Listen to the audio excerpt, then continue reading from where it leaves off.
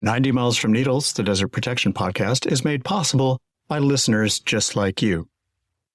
If you want to help us out, you can go to 90milesfromneedles.com/donate or text NEEDLES to 53555.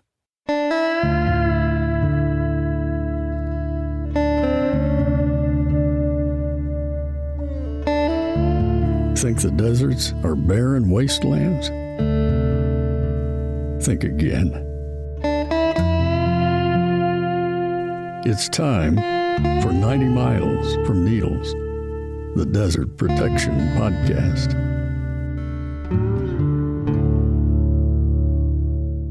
America, where on Yucca Flats, Nevada, U.S. Marines take cover while on atom bomb maneuvers. And just over 3 miles away, the now familiar blinding flash.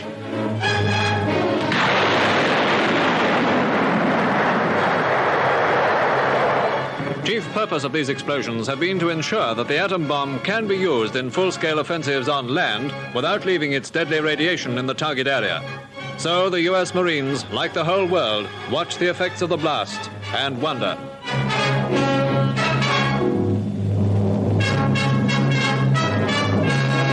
An atomic cloud rose over the Nevada desert on May 19, 1953. Soldiers and civilians watched as the plume was blown by prevailing winds. The blast was a nuclear test conducted at the Nevada test site 65 miles from Las Vegas. Its name was Upshot Knothole Harry. The wind direction changed from what was predicted. Nuclear fallout was distributed across much of the United States and beyond. A major moment in Washington today. President Trump signing the One Big Beautiful Bill into law, surrounded by Republican members of Congress and members of his cabinet. The nearly 900-page bill includes the expansion of the Radiation Exposure Compensation Act. Now federal law again. The Radiation Exposure Compensation Act pays families across certain states if they were exposed to radiation and other contaminants happening as a result of the federal government's goals to create and test nuclear weapons. Many people near these sites, including in New Mexico, developing cancers and other serious diseases as a result. The new RICA expands who is eligible, now including downwinders in New Mexico who lived here from 1944 to 1962, with compensation up to $100,000. On July 16, 1945, the U.S. War Department detonated the first ever atomic bomb at the Trinity site in southern New Mexico. That bomb had a yield that was approximately the equivalent of 20,000 tons of TNT. And that was merely the first of about 2,000 nuclear test explosions conducted by countries around the world, the most recent documented one being in North Korea in 2017. In the United States, the Nevada test site, now referred to as the Nevada National Security Site, was the scene of most American nuclear weapons testing, with 904 explosions and a little bit more than 100 others that were in different places like the Pacific testing grounds in the South Atlantic, Amchitka Island and Alaska, etc. The U.S.'s last nuclear test took place in September 1992, and between 1945 and 1992, the U.S. exploded 1,054 nuclear weapons in their testing program. Since then, the U.S. has maintained a unilateral moratorium on nuclear testing, but with the other roughly 1,000 tests by other countries, a 2003 study by the Centers for Disease Control and Prevention and the National Cancer Institute estimated that nuclear fallout might have killed 11,000 people, most of them due to thyroid cancer, which would have been linked to exposure to radioactive iodine. The Radiation Exposure Compensation Act of 1990, also known as RICA, which was, as that little sound clip indicates, reauthorized in the Trump omnibus spending bill, has been responsible for more than $1.38 billion in compensation going to people who took part in the tests and to people who lived downwind, mainly in Nevada, Utah, and New Mexico. And the name downwinders is telling. It illuminates a bias that the people organizing the nuclear testing had, in that they decided testing needed to wait until the wind would blow the fallout over what people considered an expendable part of the United States, the relatively less populated southwestern deserts. And in fact, many people in southeastern Nevada and southwestern Utah, St. George, etc., did suffer serious health impacts, occasionally fatal, from these tests. But it's not all downwind in the official sense. Wind is a tricky thing. Sometimes it takes things in directions that you don't expect. And in today's episode, we're going to be talking with my old friend, Dr. Michael E. Ketterer, Professor Emeritus of Chemistry at Northern Arizona University, about his findings that some of the fallout ended up in Eastern California, in the Owens Valley and nearby areas, the base of the Sierra Nevada. And in some places, the fallout fell in amounts comparable to those in downwind hotspots like St. George. We're going to be talking with Mike at some length for this episode, but I wanted to encourage you, if you're hearing this before the 27th of September, 2025, and if you're within striking distance of El Paso, I'm going to be sitting near the prairie dogs at the El Paso Zoo with the Desert Advocacy Media Network and this podcast's table, taking part in the Chihuahuan Desert Fiesta. I encourage you to come by if you're in the general vicinity of anywhere between Marfa and, say, Deming, New Mexico. Come on by. We'll grab some coffee. Before we get to my interview with Mike Ketterer, we also have a couple of donors to thank. Scott B. Davis came by our donation page with a generous donation and left a note saying, "Chris, I'm a longtime desert rat and photographer. Your words, your wisdom, and the show are a gift. It's a pleasure to finally support you in this important work. Thank you." Well, thank you, Scott. That's a wonderful note, and we are very grateful for your support. I'm going to have to Google your photography and take a look at it.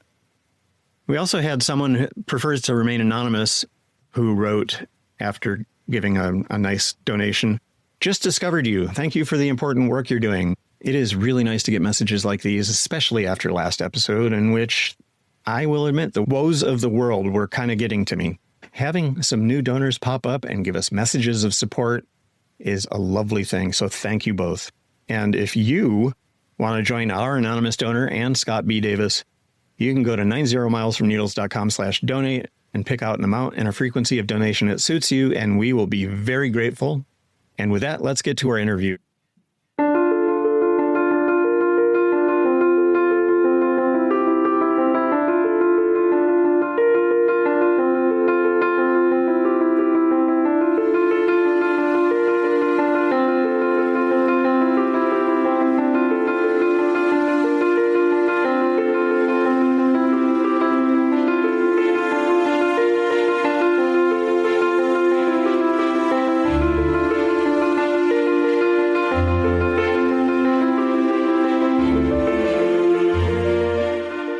I'm Michael Ketterer, a retired chemistry professor from Northern Arizona University. I continue to do lab work part-time, chasing the trail of where substances come from. And recently, in the last couple decades, my work has focused mainly on uranium and plutonium, using mass spectrometry as a fingerprinting technique. I emphasize, where is it from? If people are concerned about substances in their environment, fallout, contamination from the nuclear fuel cycle, or uranium mining and milling, the two questions go together. How much and who is it from? Who is very important, because the thing that environmental contamination should make people think about is somebody is always responsible for it. That could be all of us if we're talking about CO2 molecules in the air, but if we're talking about a trail of contaminated sediment, there's most definitely a who to that. And people deserve to hear and know the who. We expect to find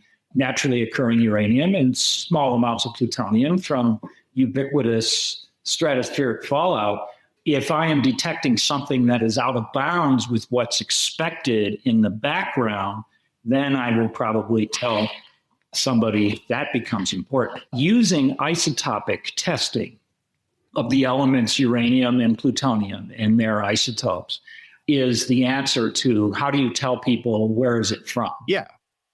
I think a pretty high percentage of our listeners are familiar with what an isotope is, but a quick definition would be really helpful.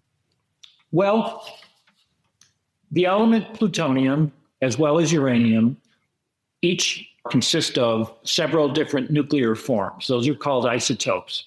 They all have the same number of protons in their nucleus, and that defines which element they are. They have different numbers of neutrons, which gives them different masses and different nuclear properties. Different isotopes have different half-lives. They decay with different rates and energies and so on. In the case of plutonium, it's a mostly synthetic isotope. The anthropogenic processes fabricate several different forms. Plutonium-238, for instance, 239, 240, 241, 242. Those are all chemically essentially the same, but because of their masses, they can be distinguished. Nature has certain well-defined isotope composition for uranium. Nature puts hardly any plutonium at all into the Earth's crust. Basically, a certain amount of uranium is expected to be there. It's about 3 micrograms per gram in the Earth's crust, somewhere around 30 to 40 becquerels per kilogram in radioactivity units of uranium-238, somewhere around 1 picocurie per gram of uranium-238, somewhere around 1 picocurie per gram of thorium-230, which is a daughter, and thorium-232, which is another isotope altogether, and maybe somewhere around 1 becquerel per kilogram of plutonium-239 and 240 from the global background. I'll just butt in here for a second. Mike throws around a few different ways of measuring radioactivity in this interview, and he's referring here to becquerels and picocuries, which is a trillionth of a curie. A curie is basically an obsolete measurement of radiation. People don't use it much anymore, but we'll define it for you anyway. First, a becquerel, named after Henri Becquerel, who actually shared a Nobel Prize in 1903 in physics with Pierre and Marie Curie. They each got their own unit. A becquerel is 1 radioactive decay per second. A single becquerel is not really that big a deal. A typical banana has about 15 becquerels that it's giving out. Bananas have a lot of potassium, and 1 isotope of potassium, potassium-40, is somewhat radioactive. You can keep eating bananas because that potassium-40 passes through your system with no trouble. A curie is 37 billion becquerels. If you find a banana that is emitting 1 curie of radiation due to its potassium-40, that's going to be, first off, a big banana, and secondly, do not eat it. There are other units that are commonly used in discussing radiation: rads, rems, Roentgens, sieverts, but we will save those definitions until we absolutely need them. So that's kind of the null hypothesis. And I test environments and scenarios to find places where there's some other kind of uranium or some other kind of plutonium that is there, especially in a significant way, maybe near where people live or in a way that is valid new information that people ought to think about. The story of Acid Canyon in New Mexico we talked about a year ago. That would be Season 3, Episode 27, which we released on September 18th, 2024. So it really was a year ago. And the story of the California upwinder zone, these are stories of how I have used isotopic testing to point out that a certain type of source exists. When I get valid data from laboratory measurements of samples collected appropriately, measured appropriately, and so on, my opinions that stem from those data are carved in stone like Mount Rushmore. Mm-hmm. I am doing a very basic interpretation of the factual information that's conveyed from these results. We could talk about plutonium as a test case here of this hypothesis testing business. The idea here is that if we measure the isotope composition of at least 2 of those, and it's usually 239 and 240, we can learn something about where did it come from, because as a synthetic element, plutonium has a telltale blend of isotopes. If it is from a global or stratospheric fallout, for instance, the expected 240 divided by 239 atom ratio, the ratio of just the numbers of atoms, is about 0.18. And that is known within about 10 relative percent. It's fairly constrained. Now, other plutonium that comes from other sources, whether we're talking about the Trinity test or the material that's in Acid Canyon or even the Nevada test site debris, has a much different atom ratio, usually much lower for all of those things that I mentioned. So from Nevada, that deposition, which was transported more in the troposphere than the stratosphere, the lower atmosphere, it has a range of more like 0.03 to 0.07. The Trinity test is somewhere around 0.03 in there. And then some of the material that's in Acid Canyon is actually down in the 0.01, 0.02 range. In other words, with an atom ratio 240 over 239 that is that low, it's like saying, on an atom basis, this stuff is mostly plutonium-239. I was making a trip by car from Flagstaff to the Bay Area in 2008, I believe it was, and I drove through the Eastern Sierras up 395, and I started to ask myself the rhetorical question, I know that I'm near the Nevada test site in terms of miles from it, but I know that I'm also upwind from the Nevada test site because I've always heard the prevailing wisdom, the myth. We conducted the tests when the wind was blowing towards the east, and so the fallout all went towards Nevada and Utah. So St. George got it, but California was not affected. That's the prevailing thought that I had in my mind in 2008 when I was making this trip up there. So I decided I'm going to stop here and there, and I took a series of samples. And when I got back to Flagstaff, I conducted the isotopic testing along the lines that were prevailing, and I found evidence that blows that out of the water. This is all going to be stratospheric fallout, and this is not affected at all by Nevada fallout. In fact, I found in some of the federal lands near Mount Whitney, kind of right in the foot of Mount Whitney, near the towns of Independence, Lone Pine, Bishop. I drove up and down 395 taking samples at accessible public lands. And largely the pattern is there is a whole lot of Nevada test site fallout there because the null hypothesis that it all came from stratospheric fallout from the Soviet tests and the US Pacific tests is blown out of the water when you start measuring ratios that are outside the bounds of fallout. It requires a different explanation. It's already known 9 ways from Sunday what the Nevada fallout looks like and where it went in isotope terms. You expect to see a ratio of about 0.05. I was really shocked when I pulled a few samples, and instead of getting 0.18 for the 240-239 ratio, I was getting 0.08.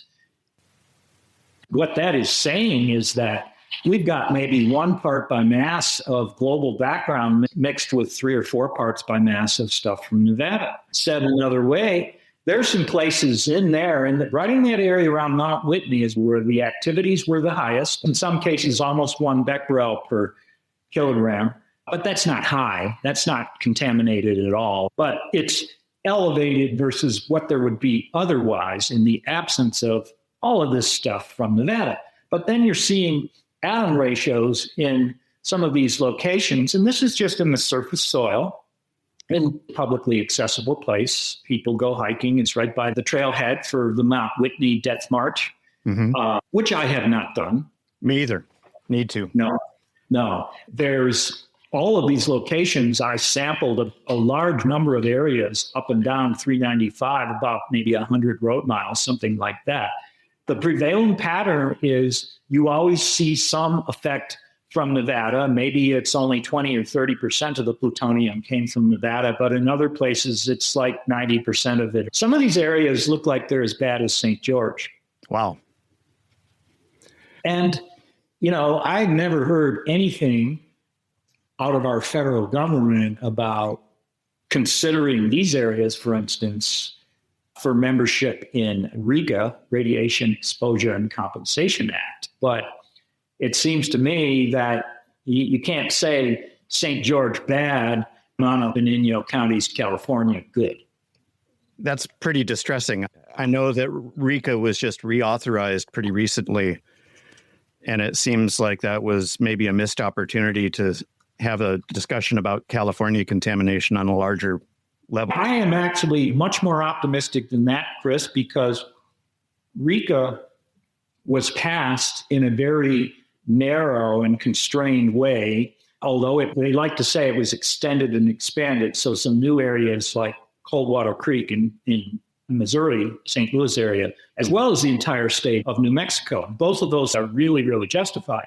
But this RICA is only got about 2 years, and then it's going to turn into a pumpkin again. And so the people that are hard at work trying to pass the next version of RICA are already thinking about these. And I think there's every opportunity in the context of the next RICA to include these counties, because I think from an evidence-based standpoint, that's where RICA should cover. I am actually, I'll commit myself to saying publicly, I'm going to write a book. Mm-hmm. The plan in short order, being the next few months, I want to write a book, and it's about RICA. And what it is going to be is basically an evidence-based case for RICA. It starts with the evidence and how you evaluate it, like the NTS, abandoned uranium mines, and the Trinity test site. Starts out with that, but then it broadens the question to, well, you see this kind of evidence of these types of contaminations in all of these places, and that is covered by RICA. I'll pick 2 examples that should be covered in California. If you follow an evidence-based hypothesis testing, contamination is present based model rather than a political model for RICA. Non-Inyo counties of California definitely should be included, and so should Pike and Scioto counties in Ohio. The current RICA made some provisions for some zip codes near the former Paducah and Oak Ridge gaseous diffusion plants, but not Piketon. I guess the problem is the government needs that place too much for its nuclear renaissance. And so it's bad eyewash to say, oh, we're going to compensate you for RICA because we killed everybody, but by the way, we're going to go on killing you. And when we are detecting differences, they're nearly that obvious, that can't be explained by another way. It should be obvious to anybody and everybody else that if these are valid measurements, that's the caveat, if these are valid measurements, can't be explained by the global background, and it requires a alternate hypothesis. H1 is what statistics textbooks would call it. The cowboys at the time said, okay, the wind looks good, Captain, send her up, let her rip. And so the fallout went where it went. A lot of that has been reconstructed and studied. I think that more sophisticated meteorological evidence, there's a guy named Sebastian Philippe. Sebastian is Sebastien. Philippe, I think, is Philippe. He is at Princeton. I've talked to him a little bit. He's done atmospheric modeling using old weather patterns from the day of the Trinity test and all the individual Nevada events, and has tracked actual air movement and come up with some very interesting findings. What I do is kind of the opposite approach. It's more like ground truthing. I will take samples along the road at the rest area by Independence. That's ground truthing not only what happened, but it's also ground truthing somebody's model. Atmospheric models are very useful, but they need to be ground truthed. Sophisticated atmospheric modeling would show that some fallout containing clouds passed from the NTS, circled around at some elevation, and made their way over to Mount Whitney and ran into a snowstorm. Right. That stuff happened. During the Cold War, when Senator McCarthy was taking names and Khrushchev was banging his shoe on the podium, back in that day, they were not doing sophisticated meteorological evidence. It was let her rip. I wonder if people in Inyo County hearing this are likely to start making connections in their head. Grandma died of cancer of one kind or another 10 years ago. Is this connected? And I'm just wondering if there are particular kinds of ailments that are strongly associated with exposure to uranium and plutonium. Well, these are all great questions, Chris, and I can tread a little bit into these areas to the extent that my expertise allows me to. I have a little bit of peripheral knowledge in epidemiology. I've read studies and things like that, and a little bit in chemical toxicology, radiotoxicology. I do not pretend to be a health physicist or anything, right. But when I go and test environmental samples and I'm looking for, say, plutonium, the outcomes are basically three different categories. There are 1, 2, or 3. One is I use the best forensic science I have available, and I can't detect it. And if I have done a good job in taking samples, and that's a big if, then I am pretty confident in being able to tell people there's no hazard from this because I can't detect it. And I am specifically looking to detect the smallest traces that I can, and I cannot find it. So that's probably the best possible outcome. The second category is I can find it either a little bit or a lot, but it doesn't really perturb the present day hazard that exists from somebody that's spending time in this place.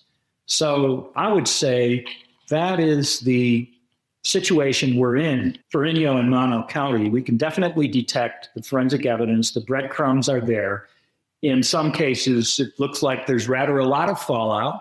I drew a comparison of it to St. George, and that's based only on the plutonium and not dozens of other radionuclides like iodine, 131. I don't know what those plumes look like, or anything that could be tested that sought to measure the volatile components of the fallout, which produced a lot of the short-term health effects.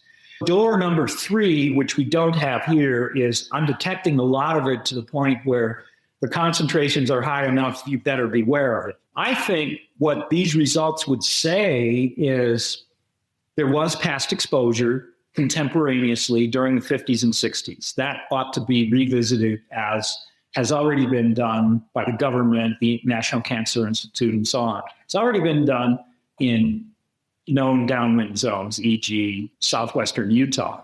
Additional soil testing is important, more expansive soil testing, testing of residential properties. What kind of dusts do people have in old houses?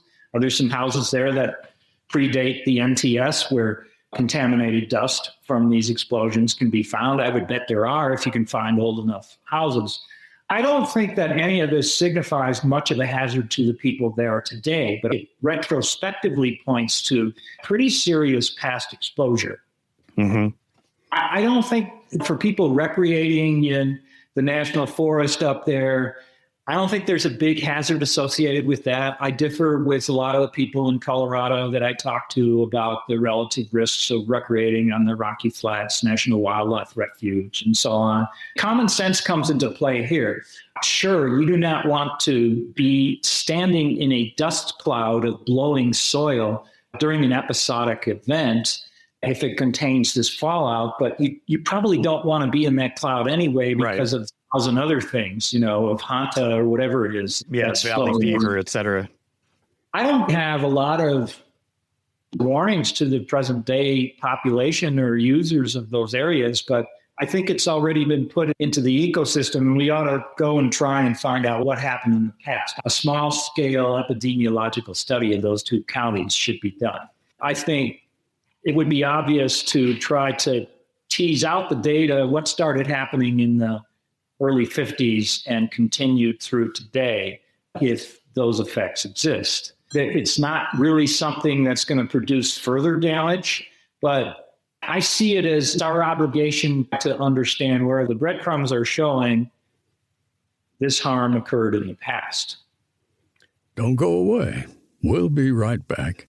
We'll get back to our interview with Mike Ketterer in just a moment. He'll tell us about a sort of citizen science project that he's involved with that will allow people to have access to a way to find out whether or not the soil in their area is contaminated, which is pretty difficult to determine these days without a government grant of some kind. But as a palate cleanser, given that I'm going to be a 10-minute drive from this place for a couple of days this week, and hopefully we'll find enough time to go for a short hike. Let's go to our offering from Fred Bell, who brings us great horned owls in Sabino Canyon in the Santa Catalina Mountains in Tucson.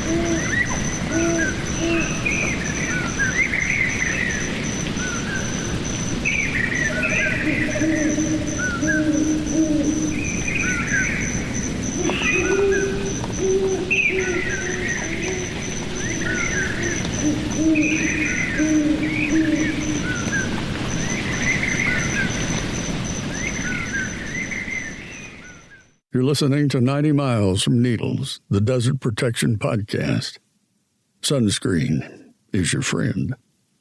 When we spoke earlier, you also mentioned a spectrometer setup that you're trying to put in. This is a new venture that got started May of this year.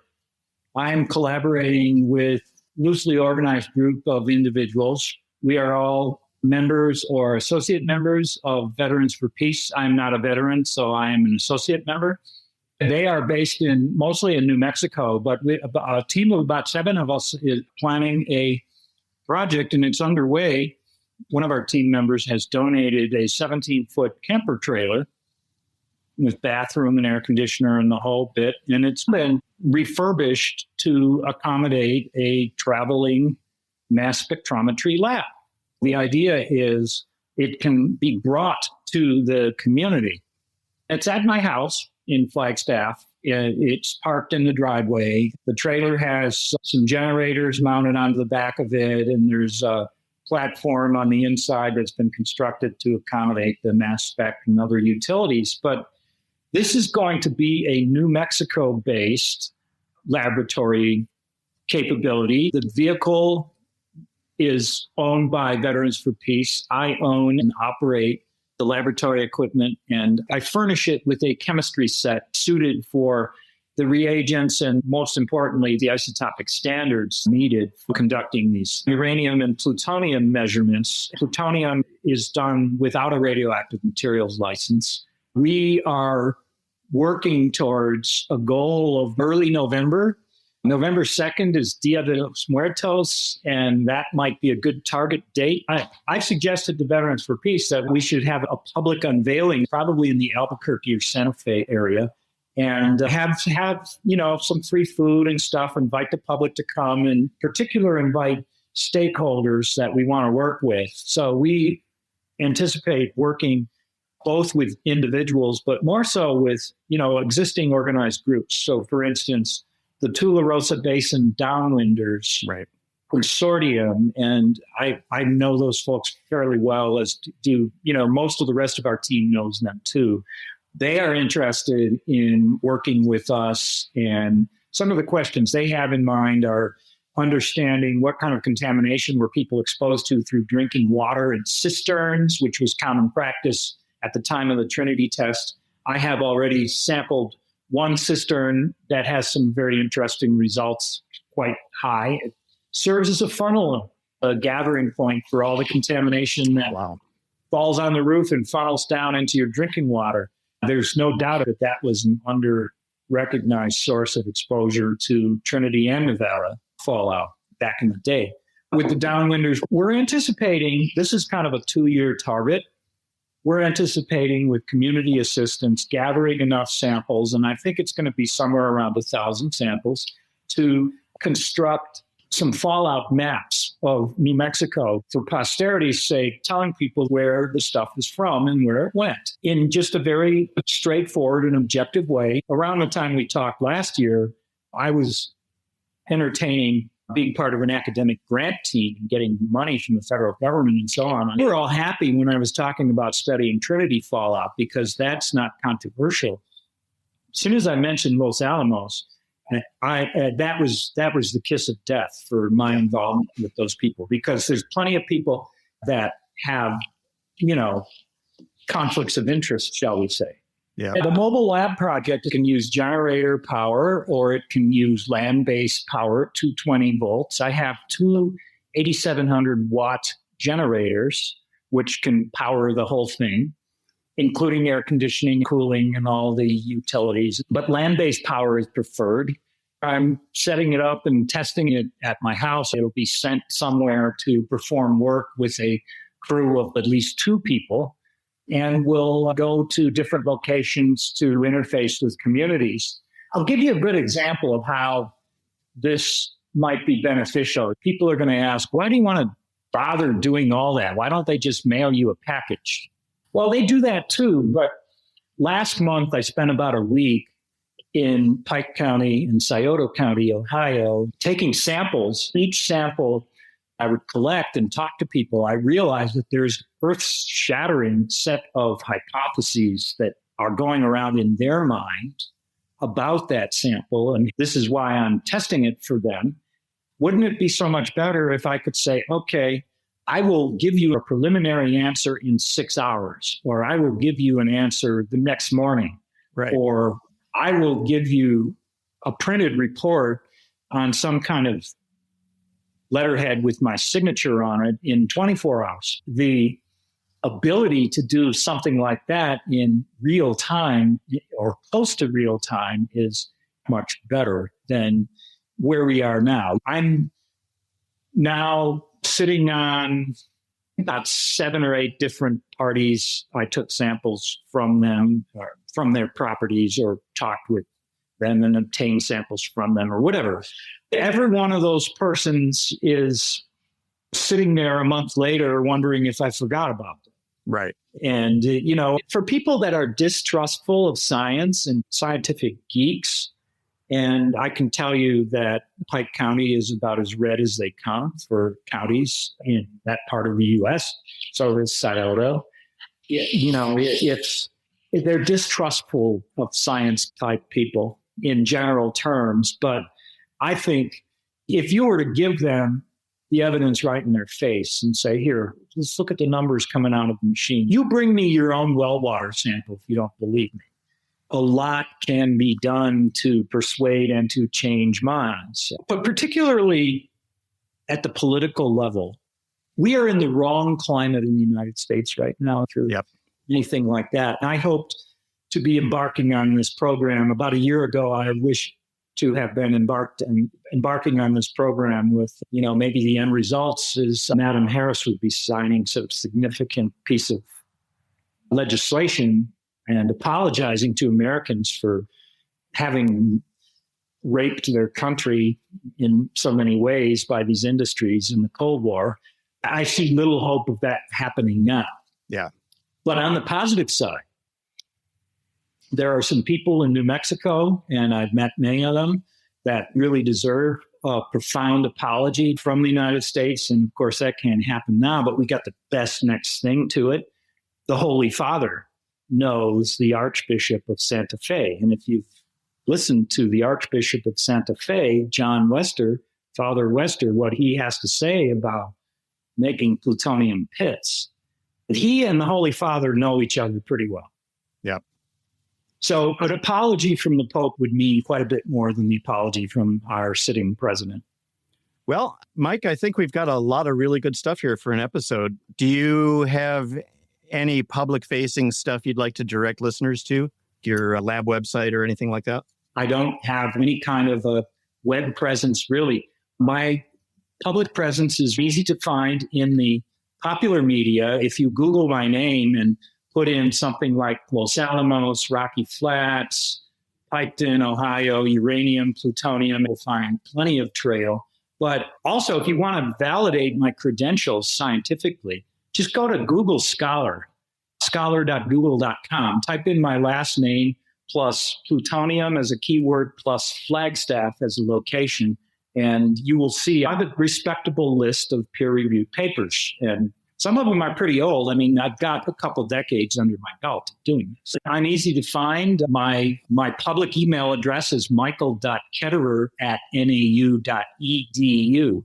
And you can send me a request saying get in contact with me. That is discoverable email under Arizona Open Records Act. So. Excellent. If you go to the website of the publication New Mexico Searchlight, you'll see Michael quoted extensively there. I'm really pleased to have the honor of working with Alicia Guzman. She's on a leave of absence with the New York Times right now, but I believe she intends to return to Searchlight. She's not leaving New Mexico and journalism on nuclear oversight by any means. My hat is off to her in what she's figured out. Some of the things that Los Alamos is up to now, such as tritium venting, are quite scary to think about.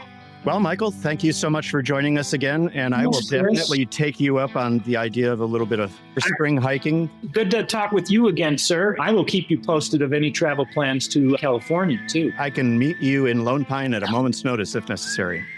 I think if the effect I'm talking about is real, it ought to be validated, repeated, and substantiated by either myself or other people. So we should go up there and take some samples. Sounds great. All right. Take care, man. Good to see you.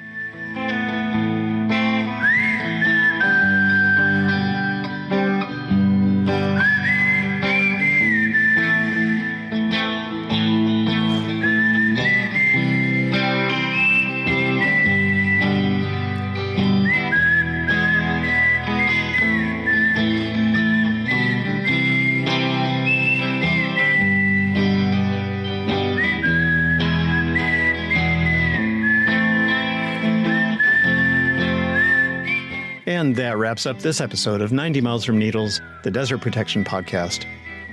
Thanks to Mike Ketterer for joining us again. You may recall if you listened to the previous episode in which he joined us last year that he and I have known each other since approximately 1968. And that is some tenure in the friendship realm. We've let a decade or two go by without talking from time to time, but it's just really good to be in touch, and I'm proud that my friend is doing this important work. I would also like to thank Joe Jeffrey, our voiceover artist, and Martine Mancha, who put together our beautiful podcast artwork, as well as Fred Bell, the wonderful nature recordist who provides us with these vignettes on what the desert actually sounds like when you're there. Thanks as well to Scott B. Davis and to our anonymous donor this week for kicking in some cash to keep us going. If you want to join them, you can go to 90milesfromneedles.com/donate. Our theme song, Moody Western, is by Brightside Studio. Other music in this episode is by Chat Blank. Now, I am scrambling to put this episode together several days early because I've got a couple of days of traveling before the episode drops, and I'm a little worn out, to be honest, but we have the leavings of monsoon rain in my neighborhood. The last rain in 29 Palms happened a few days back, but the traces are everywhere. There's still standing water in the flood control channel near our house. It's a whole new desert. The humidity is making me miserable. I've gotten used to 11% humidity year-round. 16-year-old me living in the Great Lakes would have laughed at how soft I've become with regard to water vapor in the air. And, special bonus, there is cinchweed all over the place. Pectus paposa. It's a wonderful plant. If I don't see you in Tucson or in El Paso, I hope you stay well. Refrain from doom scrolling if you can. Get outside and touch a bunch grass. I think people always assume when they say touch grass that there's a lawn involved, and we don't like lawns here in the desert, except for the occasional soccer field. So find a bunch grass. Big galleta. It's a favorite food of rabbits and desert tortoises. When you touch big galleta grass, don't get a paper cut, but feel the beautiful ridges on the flat sides and the long flower heads that turn light tan and almost never have viable seeds, but they're a telltale mark of big galleta grass. We'll be back with more episodes, hopefully including some great stuff from El Paso and the Chihuahuan Desert Fiesta. And in the meantime, take care of yourself and take care of each other. And we can all work together to take care of the desert. Bye now.